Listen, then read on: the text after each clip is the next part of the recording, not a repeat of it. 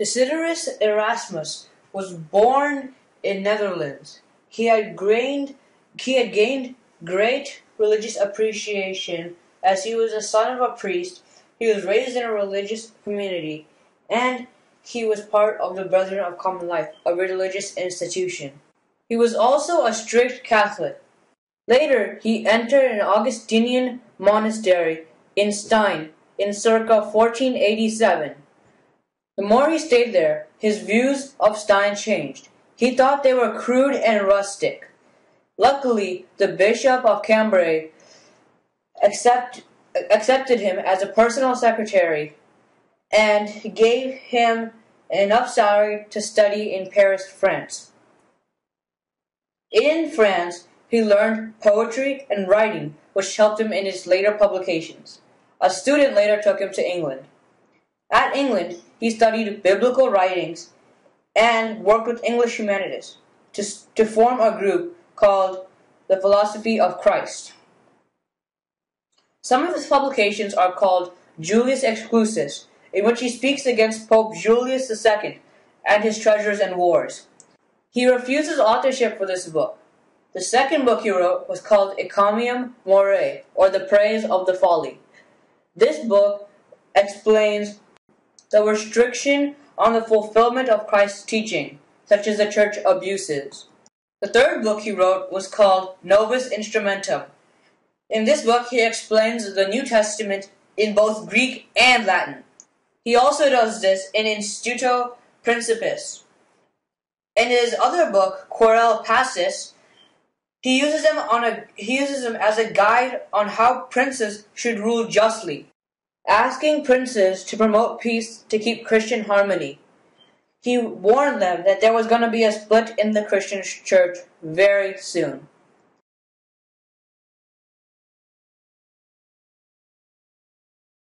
Guten Tag. My name is Martin Luther.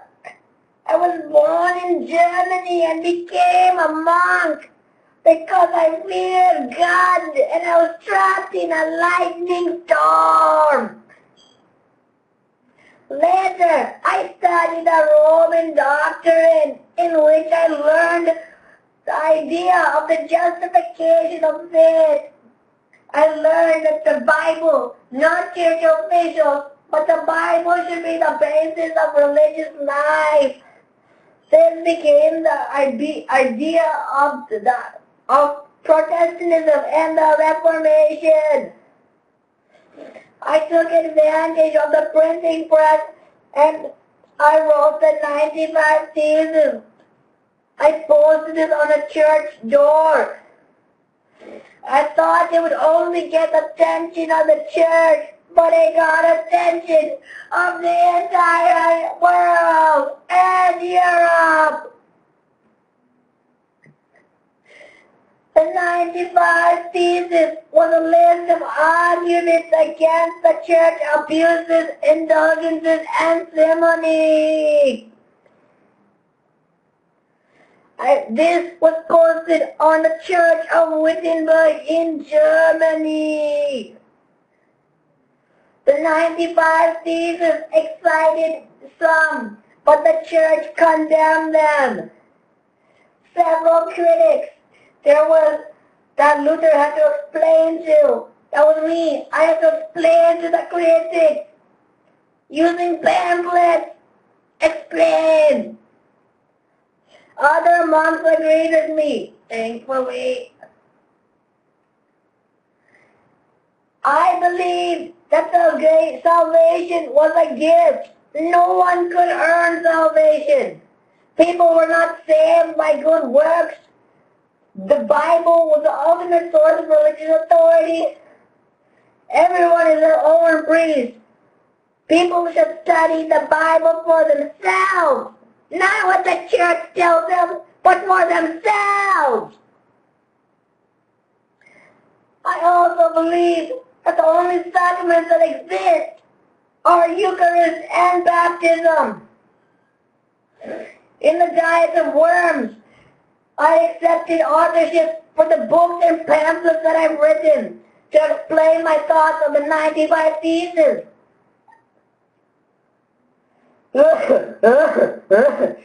Sorry. I stated my beliefs publicly through words and in front of many officials. It was very hard, but I did it. I talked about the abuses of the church and my view on what the supreme authority really was. The Bible.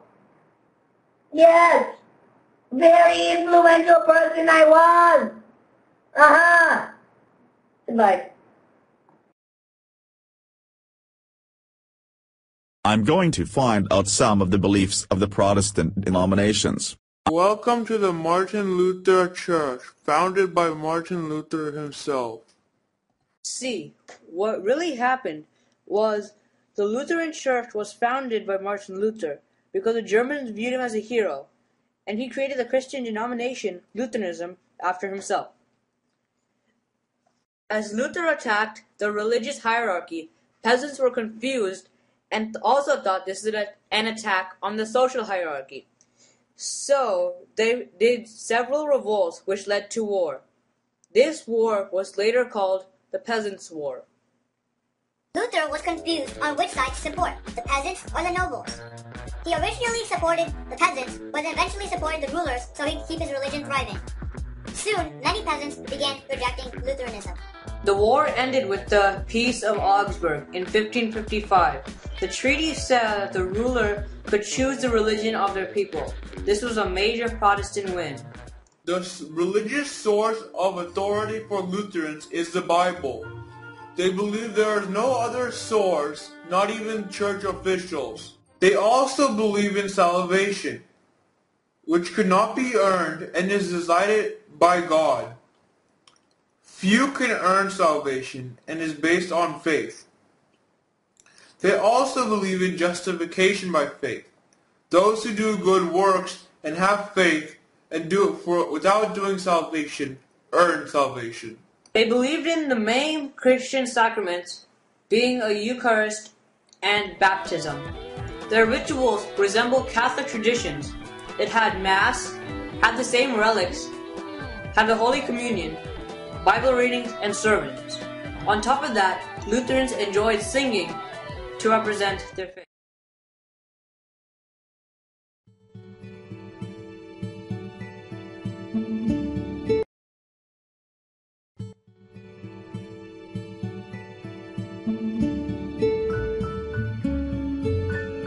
Calvinists had an idea of predestination, in which your path is fixed by God, which was either you were being saved or condemned.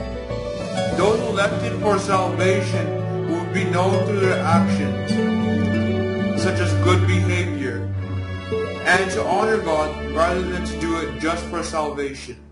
Similar to the Lutherans, the Calvinists shared the idea that the Bible was a religious source of authority. All Calvinists follow God's law, which was explained in the Bible. Religious rules were also some of the rules used for the government. Blasphemy was a severe crime. Religious rule breakers could be punished by the local court system and by the church clergy.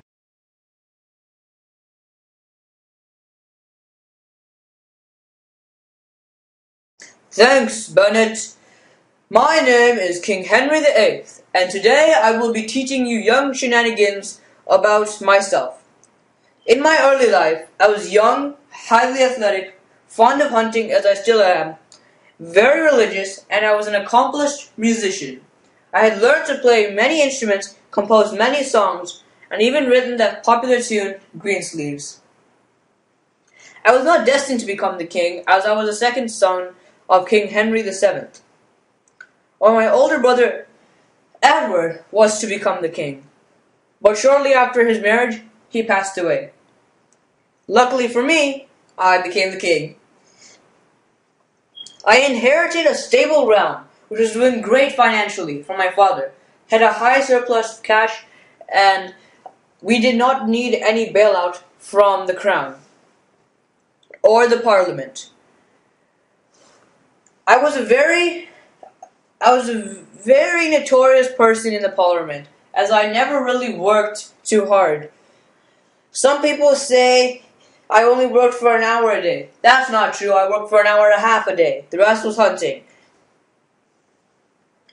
I wanted a son as my heir, so I could pass the power of the crown down my bloodline. Yes, it is true. I have married 6 times and not ashamed of it. I finally got my son on my 5th attempt, and yes, I was very brutal to my wives who could not produce sons. Those wives who could not produce a healthy male son were killed, beheaded, or disposed of. Through this feud, as I tried to get my male heir, I went into conflict with the church. As I was a strict Christian, I needed permission from the church, and specifically the Pope, to gain a new marriage. The Pope was threatened from both sides, from me and from other kings. Kings of Spain especially were especially notorious, as their nieces and cousins were my original wives. They threatened the Pope from them, I threatened the Pope from my side. I demanded to get married again. I took several monasteries down, tortured and killed all of those who revolted. I even closed shrines for money so I can gain the crown. Yes, I was a notorious ruler. But, actually no, it worked for me only. Soon, many officials started leaving office. And finally the Pope made up his mind. He sided with the Spanish and said that the marriage was invalid. It didn't matter at this point because I had forced Parliament to pass an act stating that I, King Henry VIII, was the new head of the Church of England. I, King Henry VIII, was the leader of the church and the new Christian denomination, Anglicanism.